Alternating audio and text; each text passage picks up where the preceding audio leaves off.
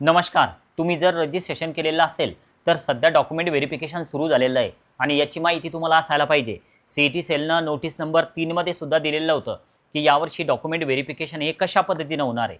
तर जर तुम्ही ₹1000 किंवा ₹6000 पेमेंट करून 5000 ची पण टॅब होती त्यात, पण 5000 भरायचं काम नव्हतं.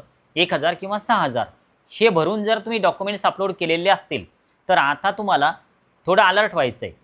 आणि पॅनिक होऊ नका. म्हणजे एखाद्या वेळेस तुम्हाला असं कोणी सांगाल, की तुमचं डॉक्युमेंट व्हेरिफिकेशन फेल झालेलं आहे. मी ते तिकडनं करून आणतो. काही तुम्ही पैसे द्या. विश्वास ठेवू नका. खूप सोप्या पद्धती असतात. या सगळ्या घरच्या घरी करता येतात. आणि त्या कशा पद्धतीनं? तर हे पुढं मी व्हिडिओमध्ये सांगतोय. बघा आता काय करायचं आपल्याला? तर आपण जे सी-ई-टी सेलचं रजिस्ट्रेशन केलेलं आहे, तर त्याला लॉग इन करायचं. आता लॉग इन कुठं करायचं? तर तुम्हाला पण माहिती आहे, की तुम्ही जर रजिस्ट्रेशन केलेलं असेल, पण तुम्ही जर कोणाकडे उधळ दिलेलं असेल, की चॉईस फिलिंग तुम्हीच करा आणि रजिस्ट्रेशन पण तुम्हीच करा. तर तुम्हाला काहीच माहिती नसेल, तर तरीसुद्धा थोडं सविस्तर ऐका. सी-ई-टी सेलचं लॉग इन आपल्या मोबाईलवरून करा. तुमचा मेल आय डी टाका, तुमचा पासवर्ड टाका आणि लॉग इन केल्याच्यानंतर तिथं डॉक्युमेंट्स अपलोड नावाची एक टॅब दिसेल, तर त्यावर क्लिक करा आणि तुमचे डॉक्युमेंट जर का साधारण 1-2 दिवस अगोदर जर अपलोड केलेले असतील, तर तुम्हाला सगळे डॉक्युमेंट्स तिथं तर दिसणारच आहे आणि आज जरी अपलोड केलेले असतील, तर सगळे डॉक्युमेंट्स तुम्हाला तिथं दिसणार. पण तुमचे डॉक्युमेंट्स जर का 1-2 दिवसापूर्वीचे असतील आणि जर तुमच्या डॉक्युमेंट्सवर काही रेड मार्क आलेला असेल, जसा तुम्हाला स्क्रीनवर दिसतोय, या डॉक्युमेंट्सवर रेड मार्क आहे आणि सी-ई-टी सेलनं तिथं मेन्शन केलेलं आहे, की या विद्यार्थ्यांनी नेमकं काय केलं पाहिजे. कारण याचं व्हेरिफिकेशन जे आहे, तर ऑनलाईनमध्ये थोडं रेड मार्कमध्ये आलं. मग आता सर जर रेड मार्कमध्ये आलं, तर मग एस-एम-एलमधून आता नाव कटणार का? विचार करू नका जास्त. फोकस करा पुढच्या काउन्सिलिंगवर. म्हणजे आता रजिस्ट्रेशन सक्सेसफुल झालेलंच आहे ते.